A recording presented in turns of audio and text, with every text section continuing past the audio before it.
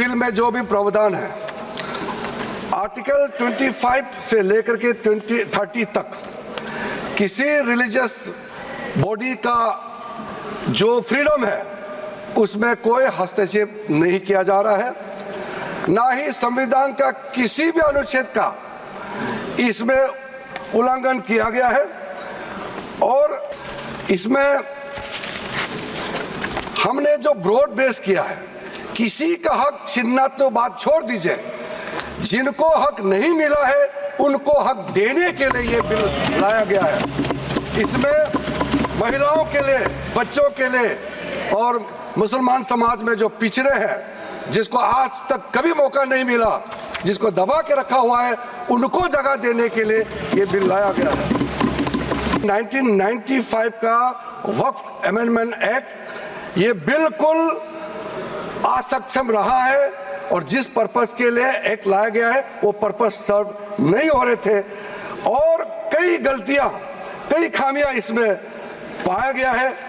उसके लिए कुछ कदम उठाया गया है। मैं आज इस सदन में आपके माध्यम से खास करके कांग्रेस पार्टी को कहना चाहता हूं, ये अमेंडमेंट आज सरकार इस सदन में ला रहे हैं, ये एक तरीके से आप लोगों ने जो भी कदम उठाया है, आप लोगों ने जो भी चाहा है वो आप नहीं कर पाया, वही चीज करने के लिए हम आज ये अमेंडमेंट प्रपोज किया गया है। इस बिल का समर्थन कीजिए, करोड़ों लोगों का दुआ मिलेगा।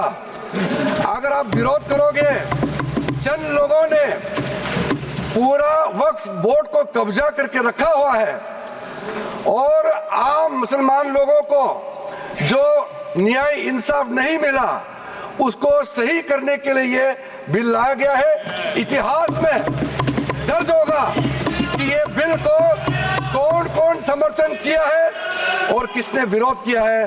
वक्फ बोर्ड के बारे में कई लोगों ने जिक्र किया है, लेकिन प्राइवेटली इसमें भी कई ऐसा नेता है जो मुझे आके कहा है कि देश में जितना स्टेट वक्फ बोर्ड है सब माफिया लोगों ने कब्जा कर लिया है। ये तो इस बोर्ड पर, वक्फ बोर्ड पर किस तरह से कब्जा है माफियाओं का, ये दरअसल वो कह रहे थे और उन्होंने कहा कि इसे आप समर्थन करिए, करोड़ों लोगों की दुआएं आपको मिलेगी और ये हक देने की बात कर रहा है जो अभी तक वंचित इससे रहे हैं। लेकिन वक्फ बिल में सुधार पर किस तरह से संग्राम देखने को मिला। वक्फ संशोधन बिल जेपीसी के पास अब भेज दिया गया। जिस तरह से बहस इस पर हुई, लोकसभा में वक्फ बिल पर लंबी बहस हुई। वक्फ बिल पर सरकार ने अपना पक्ष रखा।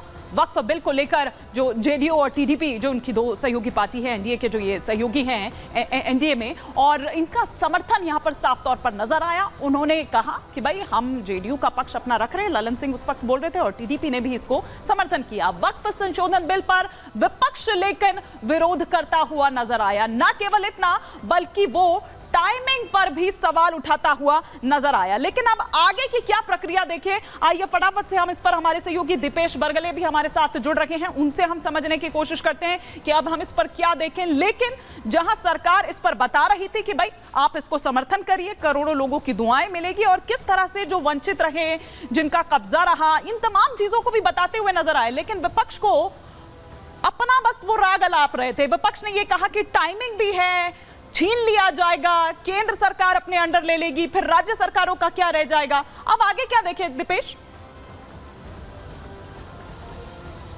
देखिए बिल्कुल हिमानी, साफ तौर पर यह समझना होगा कि बिल को पेश करने के साथ की जो हंगामा हुआ, उसके बाद खुद केंद्रीय मंत्री किरण रिजिजू ने ही ये प्रस्ताव रखा कि इस पर जेपीसी का गठन कर दिया जाए और इस बिल को उस पर जांच करने के लिए सौंप दिया जाए, वहां पर विचार विमर्श किया जाए, संसदीय समिति जो है वो बनाई जाए और उस पर फिर विचार विमर्श होगा। यानी साफ तौर पर यह समझा जा सकता है कि गेंद जो है वो विपक्ष के पाले में डाल दी गई है कि आप ही इस पर जांच कर लीजिए, आप ही इस पर विचार विमर्श कर लीजिए, और अगर जो प्रावधान हमने इस संशोधन बिल बिल में रखेंगे उसमें कहीं कोई कमी है तो फिर बताइए, उस पर फिर विस्तार से बातचीत होगी। यानी साफ तौर पर अब जो जेपीसी का गठन होगा, जेपीसी का गठन चूंकि प्रक्रिया है और उस प्रक्रिया में यह देखने को मिलता है कि तमाम राजनीतिक दलों की भागीदारी जो है वो बराबर होती है, यानी उसमें कोई बड़ा कोई छोटा नहीं होता, तमाम राजनीतिक दलों का इन्वॉल्वमेंट उसमें नजर आता है। लेकिन अगर लोकसभा और राज्यसभा का जिक्र करें तो चूंकि लोकसभा की संख्या राज्यसभा से दोगुनी है, यही कारण है कि उसमें अगर 20 सदस्य लोकसभा के हैं तो 10 राज्यसभा के रहेंगे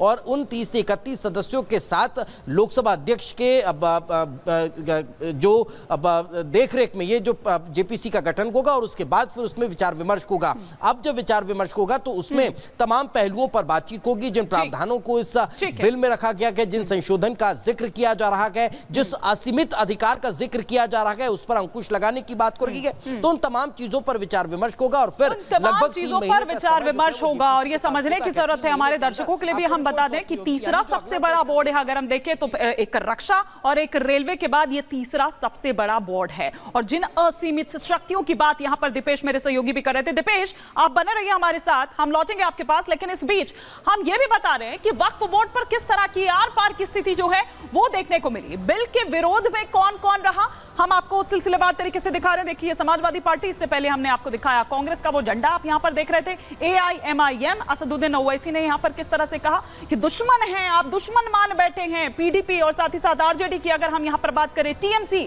ये वो रहे जो बिल के विरोध में हैं, एक सुर में इसके खिलाफ बोलते हुए, इसकी टाइमिंग पर सवाल उठाते हुए, सरकार की मंशा पर सवाल उठाते हुए नजर आए। तो बिल के विरोध में हम यहां बता रखे हैं। इसके अलावा वक्फ बिल पर संसद में और किस तरह से घमासान देखने को मिला, यह सिलसिलेवार तरीके से आपको बताते हैं। बीजेपी तुष्टीकरण के लिए बिल ला रही है, यह किसने कहा? अखिलेश यादव ने। बीजेपी हताश है, निराश है, अखिलेश यादव कहते नजर आए। साजिश के तहत यह बिल लाया गया है, अखिलेश यादव, बल्कि बीच में तो आप ये देखिए कि अखिलेश यादव तो स्पीकर के अधिकारों को लेकर भी सवाल उठाने लगते हैं और उनके बीच और अमित शाह के बीच, गृह मंत्री के बीच तीखी बहस हो जाती है। खैर उस पर हम आएंगे, लेकिन मस्जिदों से छेड़छाड़ की कोशिश नहीं है ये, ललन सिंह ने कहा, जेडीयू सांसद। उधर सरकार को वक्फ बोर्ड पर कानून बनाने का हक है, ललन सिंह ने कहा। ऐसा ना हो बिल की वजह से मुसलमान सड़कों पर उतर जाए, ये कांग्रेस कह रही है। देश को बांटने वाली साजिश कामयाब नहीं होनी चाहिए, ये कांग्रेस कह रही है कि दरअसल इसके जरिए देश बांटने की कोशिश हो रही है। ये आस्था और धर्म की आजादी का मामला है, कांग्रेस कह रही है। हिंदू मुसलमान में फर्क किया जा रहा है, ये कौन कह रहे हैं? असदुद्दीन ओवैसी कह रहे हैं। वो कह रहे हैं कि हिंदू बोर्ड के लिए ऐसे प्रावधान क्यों नहीं है, ये धर्म की आजादी पर हमला है, ये बिल विभाजनकारी है। सुप्रिया सुले ने कहा, उन्होंने तो कहा कि विड्रॉ करना चाहिए, वापस ले लेना चाहिए सरकार को, ये बिना चर्चा के बिल को पेश कर दिया गया, ये सुप्रिया सुले ने कहा। और तभी उस वक्त स्पीकर जो हैं वो बोलते हैं और किरण रिजिजू भी बोलते हैं, वो बताते हैं कि ये सर्कुलेट कर दिया गया था, बता दिया गया था, तमाम जिन डिटेलिंग्स की बात आप कर रही हैं, और फिर उसके बाद वो पब्लिक डोमेन में आया। क्योंकि देखिए सुप्रिया सुले सवाल उठा रही थी, वो कह रही थी कि हमें कुछ पता नहीं है, लेकिन मीडिया को पहले से ही सब कुछ पता है। अब किस तरह की प्रतिक्रियाएं इस पूरे बिल को लेकर आई, वो भी आपको सुनवाते हैं। गवर्नमेंट कह रहे हैं कि हम महिलाओं को दे रहे हैं, मुझे यकीन है कि आप बिल्किस बानो को और ज़किया जाफरी को मेंबर बनाएंगे, मुझे यकीन है।